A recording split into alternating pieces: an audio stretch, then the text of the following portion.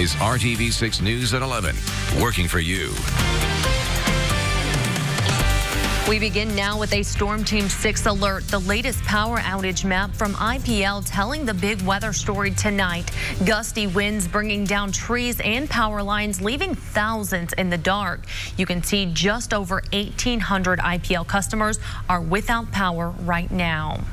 Thanks for staying up late with us. I'm Nicole Griffin here in the tracking center with meteorologist Kyle Mounts. Kyle, it started off as an extremely rainy day, rained all day long, and now we're dealing with these winds. Yeah, and those winds are getting quite gusty out there. In fact, right now in the downtown area, have had a wind gust close to that 45-mile-per-hour mark, 44 miles per hour. Officially out at the airport right now, 41-mile-per-hour wind gust for you in the Bloomington area. So these gusty winds are really going to be staying with us through much of the overnight. Gusts between 35 and 45 miles per hour. You notice that's going to take us even as we get toward sunrise tomorrow morning before it really starts to taper off. But of course, before that wind moved in, we had a lot of rainfall. Indianapolis picking up over 2 inches of rain today, most we've seen in a single day since June the 15th, and more than 1.5 inches in Shelbyville, and Bloomington coming in with more than 2 inches of rain.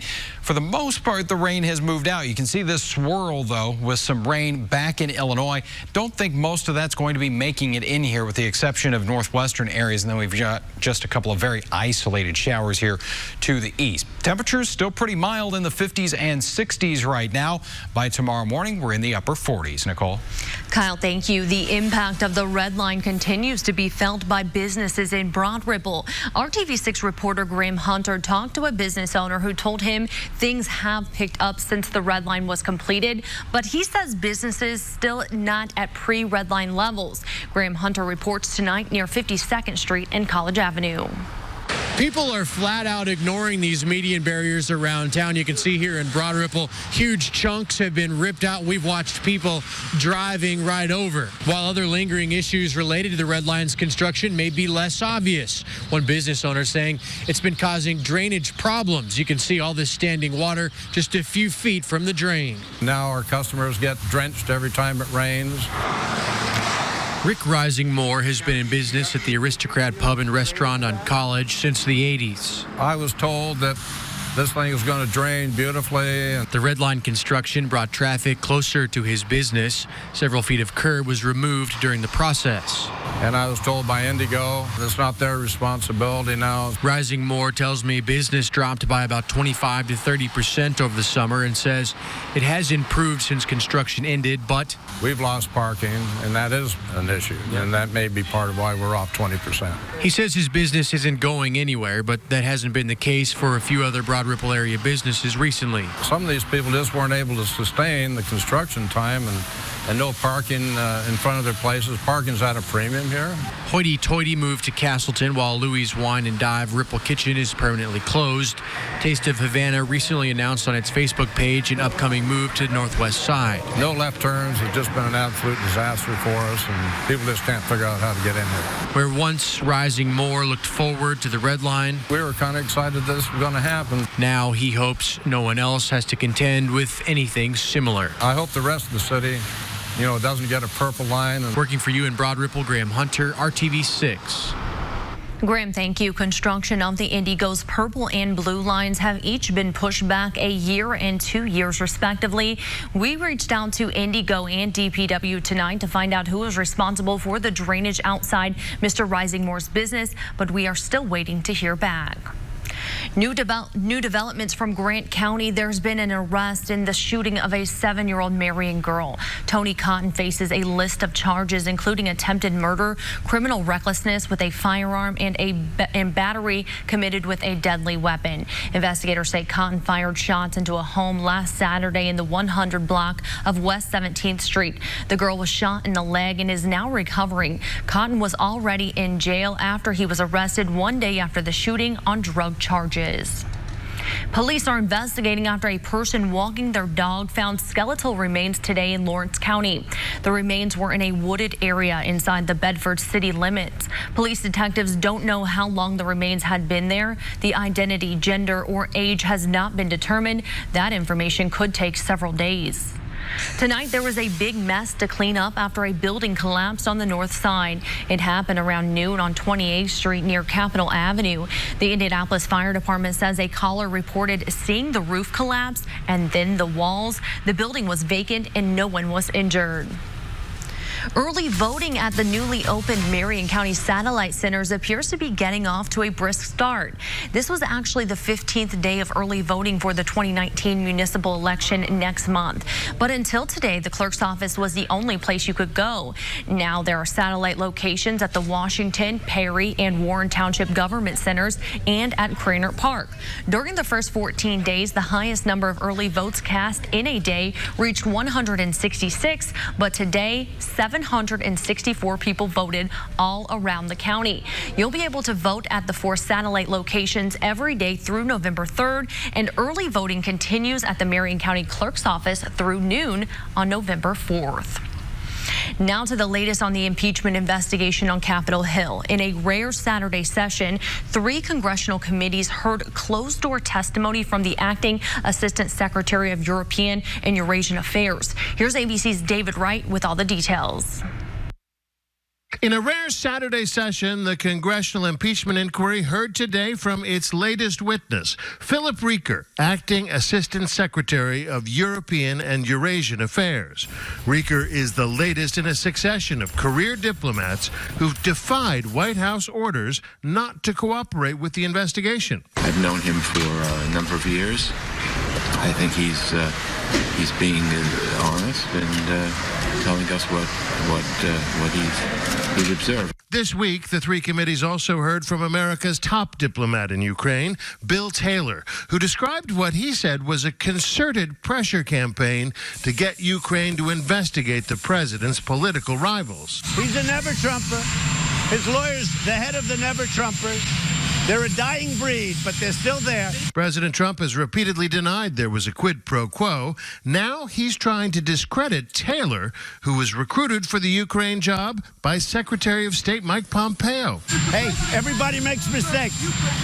Mike Pompeo, everybody makes mistakes. ABC News has learned the White House is looking to beef up its legal team to help respond to the impeachment inquiry. Despite the president's assertions, he doesn't need a team. I don't have teams. Everyone's talking about teams. I'm the team. I did nothing wrong. But so far, White House efforts to block administration officials from testifying have been mostly ineffective. On Friday, a federal court also handed Democrats a victory, ruling the Justice Department must hand over secret grand jury testimony from the Mueller probe. The White House has yet to say whether it will appeal. David Wright, ABC News, Washington. David, thank you. Former White House Chief of Staff John Kelly says before he left the White House last year, he warned President Trump not to replace him with a yes man or else he'd get impeached. That's according to the Washington Examiner. Kelly made the comments during an interview at a conference it hosted this weekend. President Trump denies ever having such a conversation with Kelly. The Examiner also reports Kelly said if he'd stay on as Chief of Staff, Trump wouldn't be in the midst of the current impeachment inquiry, implying White House advisors could have prevented it. An historic moment for the town of Cumberland. For the first time, a woman has been appointed to serve as the chief of police. Susan Woodland was appointed to Tuesday in a unanimous vote by the Cumberland Board of Metropolitan Police Commissioners. She has been with the department for more than 11 years. Woodland served as the interim chief since April after former chief Michael Crook retired. IMPD officers spent this rainy day inside playing basketball with youth on the Far East Side. The goal is to build trust and better relationships with the community they serve. IMPD officers and teenagers on the Far East Side spent their Saturday afternoon together, and this event was not focused on crime. Our sergeant asked us to come up with something innovative that we can bridge the gaps with our community and build better relationships. IMPD officer Simone Willis is the event organizer for the Hoops for Peace 3-on-3 basketball tournament.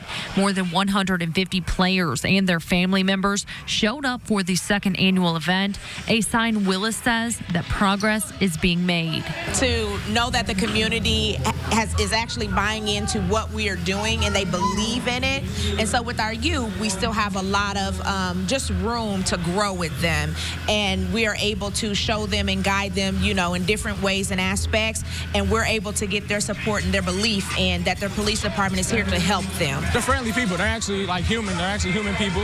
They actually have lives outside of their job, and they just come out to have fun with the kids, the youth. Antonio Patton, who mentors young men on the Far East Side, says he's all about peace in our community, and that is why he brought a group of kids out to play. Inside of every one of these kids, every one of them have a gift and a purpose within them. Our job is coming in the community, loving them right where they are, unlocking that gift and that potential and that purpose. He taught us to go hard, you know, be confident in what you do, be humble yourself before anything. And he's a pretty good man. I appreciate him for that. Former Indiana Pacers player Darnell Hillman was at the Hoops for Peace tournament as well. He spent time talking to young players, giving them advice for their future, especially when it comes to dealing with police. This certainly is a great way to get the youth of the community to get involved with the police, to tell that the police aren't bad. They aren't your enemy. They're here to help you, but you have to be willing to open up and share things with them. It's a message players are now taking away from today's event. It's all about like respect and how everybody should come together and stop doing all the violent stuff like that. And a message that will hopefully stay with them in the future. Because our youth are our tomorrow, right? And if we are not able to bridge the gaps and get that conversation going with them, then our future is kind of dim if we don't fix it now. Darnell Hillman, who played for the Pacers from 1971 to 1977, says he grew up in a neighborhood that was similar to the neighborhoods that kids on the Far East Side live in, but in San Francisco. His biggest message to teenagers today: there is a way out, but you have to put in the work, and there is no shortcut to success. Elton John was set to headline a big concert tonight in the Circle City, but there's been an alarming development that prompted a cancellation. What the pop music superstar is telling fans tonight. More than 2 million Californian residents are expected to lose power tonight, and it's just what state officials want as they try to contain those raging wildfires. Kyle. And our temperatures are going to be fairly comfortable over the next few days. In fact, we'll get high temperatures as warm as 67, but then those numbers are going to start to tumble, and we'll get lows around 30. I'll let you know when all that's going to happen. You're watching RTV6 News at 11. We have the meat. This is RTV6 News at 11, working for you. Elton John has a message to fans who are disappointed after learning he had to cancel his Indianapolis concert tonight. John tweeted he's extremely unwell right now and had no choice but to postpone the show at Bankers Life Fieldhouse. Promoters have already scheduled a new concert date for March 26, 2020. People with tickets will be able to use them for the rescheduled date. John is making his farewell Yellow Brick Road tour, which began in September 2018 and will end in 2021. The tour includes more than 300 shows around the world. Tonight, people all across the state now have old medicine that could pose a danger if it gets into the hands of others out of their homes. I have children. I have grandchildren. I just care about the people around me. I want to make sure that my children and grandchildren are safe. We were there today as people dropped off their old medicine and at an Indianapolis fire station. It was one of 5 locations where IMPD officers were on site, allowing people to drop off their old medicine for National Prescription Drug Take-Back Day. The entire goal of the day aims at providing a safe, convenient, and responsible way to dispose of prescription drugs. It's also a time to educate the public about the potential for abuse of medications. It's just great to have a safe place to get rid of things so they're not filling up my drawer, and yet I know they're not causing any damage when I get rid of them. Accidental exposure to medicine is a major source of unintentional poisoning of children, according to the Children's Safety Network. More than 1 million residents across California are preparing to spend the rest of their weekend in the dark as a half a dozen wildfires continue to burn. The state's largest power supplier cutting electricity to customers again in the hopes that it will prevent the situation from getting worse. Here's ABC's Marcy Gonzalez. Tonight, forecasters in Northern California predicting a potentially historic wind event, raising concerns that gusts up to 80 miles an hour could fan this already massive wildfire, spreading it quickly. Go means go. Do not put your life at risk. Trust the experts. Tens of thousands of people in wine country now told to evacuate as a precaution. We knew it was coming. We weren't expecting to evacuate, but here we go. What's going through your mind as you pack your family up? Sorry, we got. But you have your family. You're all together. Yes. That's good. The Kincaid fire has already torn through 25,000 acres and turned dozens of homes and other buildings into rubble. And now, with those powerful winds paired with extremely low humidity, many fear the disaster will only get worse. Any ignition that does happen will travel extremely fast. Despite widespread preemptive blackouts, the inferno started beneath an activated power transmission tower. Now, the utility company PG&E announcing even more shutoffs, saying nearly 1 million customers across dozens of counties could lose electricity for days. Although the shutoffs are projected to be much shorter, everyone should be prepared for an extended shutoff. That is the worst case scenario. When they shut the power down, we don't have any cell service, can't watch the TV to know what's going on. In Southern California, where the tick fires scorched more than 4,500 acres, firefighters are getting an upper hand, taking advantage of a break in the strong Santa Ana winds and bracing for them to intensify again starting late Sunday night. Marcy Gonzalez, ABC News, Los Angeles. Well, we don't have too many of them here in central Indiana, but today was one of those washout kind of Saturdays. The good news is things greatly improved for our Sunday. Out there tonight, though, still a little bit of that light rain, some mist that's hanging around the downtown area. 54 degrees. We did make it into the middle 60s for a time this evening, but now the cooler air is starting to work its way back in. Still in the lower 60s in Kokomo, 54. A little bit of that light rain in Bloomington, and there is that wind. Still out of the south, between about 20 and 30 miles per hour and some gusts as high as about 45 miles per hour. And that will continue to be the case here through the overnight hours. As we get to around 8 o'clock tomorrow morning, though, things starting to calm down. Still going to be a little breezy, though, as you head out the door early in the morning. So here's the storm system responsible for all of it. You can see this area of low pressure spinning over portions of Illinois. That will lift off to the north as we go through tonight. And as it does so, it's going to bring in some of that chilly air back from the north and west. Nothing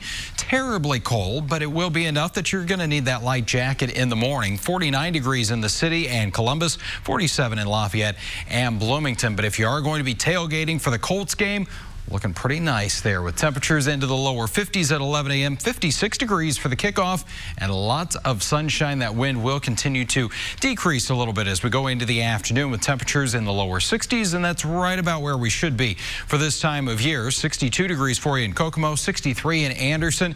So those outdoor plans that maybe you had for today, get those in tomorrow as we'll enjoy 63 in Rockville, 64 degrees in Martinsville, and lower to middle 60s south of I-70. So all of central Indiana looking pretty good here on Sunday and to end the weekend. We go into Monday. We'll start off with sunshine, build in a few more clouds as we go through the afternoon, but it is going to be a dry day, and I think really the pick over the next 7 days of our weather as those temperatures make their way into the 60s. Coming up, we do have Halloween, though, on Thursday, and this is a forecast that continues to change a little bit. Looks like it will be a little bit warmer at this point at 55, but rain chances are also increasing, so that's likely to be an issue, and also some windy conditions here as we go throughout our Thursday. 7-day planning forecast now as we put it all together, and there's the dry weather that we'll enjoy right through Tuesday. Mostly cloudy skies, 60 the high on Tuesday. As we get into Wednesday, some scattered showers, rain on Halloween, and 55. That then brings in some colder air, possibly even a few snowflakes if the moisture holds on long enough Thursday night before it all moves out. 55 is not too bad for Halloween, but if that rain... The rain and wind, I think, is going to be a little bit of an issue for the kids Thursday night. Okay, Kyle, thank you so much. Are your kids being dazzled by deceit? Why some experts say vaping companies are using a few tricks to lure your kids into becoming customers. And refined Atlas SE with technology. Bright labels with pictures of candy can make vaping look tempting. It's a tactic critics say make more people, including kids, use vaping products. Annie Taylor is looking into why that's the case. E-cigarettes. They're popular with people trying to quit traditional cigarettes. And now e-cig companies are attracting more than tobacco users. They're doing a lot of what early tobacco companies did, which is glamorize the use of the product. And even though it might be intended, the message might be intended for adults, sort of like Joe Camel, the cartoon character, it might still resonate with children. Marketing professional Darren Duber-Smith is no stranger to tobacco product marketing. He says he's seen classic messages shift from pushing cigarettes to pushing e-cigarettes. And he's not the only one. If you look at the coloring and the fonts and the whole positioning of the campaign, it was clearly targeted direct to young adults.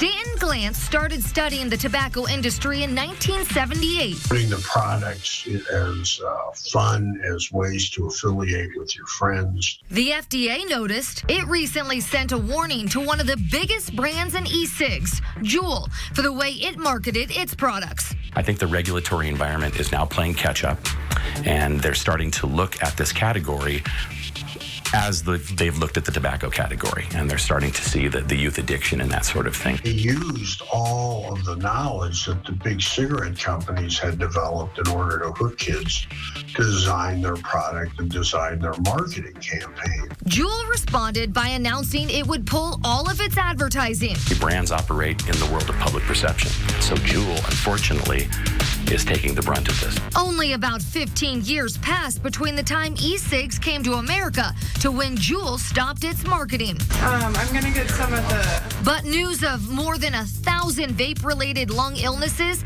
and several deaths also came much more quickly than it did with cigarettes. And just like tobacco companies, e-cig companies might soon see stricter regulations. A lot of it's going to come down to what the FDA does. United Airlines is giving overhead bins a boost. The company says it plans to add bigger overhead bins on most of its planes. United says the new larger bins will provide enough space for one bag per passenger on domestic flights. They'll start by adding bins on older planes next year and hope to have the feature on 80% of its planes by 2023. The airline is hoping the move will improve the boarding process and take some of the stress out of traveling. We'll be right back after this break with a final check of your forecast. 10 a.m. to 10 p.m. at Ashley Home Store. A museum in Minnesota held a creepy doll competition ahead of Halloween, and boy, did it deliver. It showcased parts of their collection that didn't normally get attention. Many of the dolls are more than 100 years old, with time taking its toll. They weren't originally meant to be creepy, but now some look like they're watching you or plotting something sinister. During the competition, the museum would post a photo of the new creepy doll or figurine every day. Then people voted for the ones they found the creepiest. The top 3 winners will be announced Monday and put on display. Feast your eyes on this Halloween treat for the eyes. A Pennsylvania homeowner turned the front of her house into the beloved Cookie Monster from Sesame Street. Her design is simple but effective. Lisa Bull used blue spray paint on some vines and made giant googly eyes out of styrofoam. She says it's gotten plenty of attention, with some passers-by pulling over to take photos with her festive decor. It was surprising just how many people get a big kick out of it. So, you know, it's good. It's fun for Halloween, and the fact that it's not a horror thing, it kind of appeals to kids, you know, under the age of 3, especially. It's not scary. Bull says she's a big Sesame Street fan and wanted to celebrate the show on its 50th birthday. And I say, Kyle, that's pretty impressive there. I like that face a whole lot better than those creepy dolls we were looking at. I agree. Whew, Chucky is not a movie or a child's play, and not a movie for me. All right, as we go into our Sunday, it's going to be breezy. Those wind gusts over 40 miles per hour tonight, but the winds relax tomorrow, and we're going to get some more sunshine back in here. 7-day planning forecast, next chance for rain, that arrives on Wednesday. All right, Kyle, thank you. And thank you so much for joining us. Have a great night.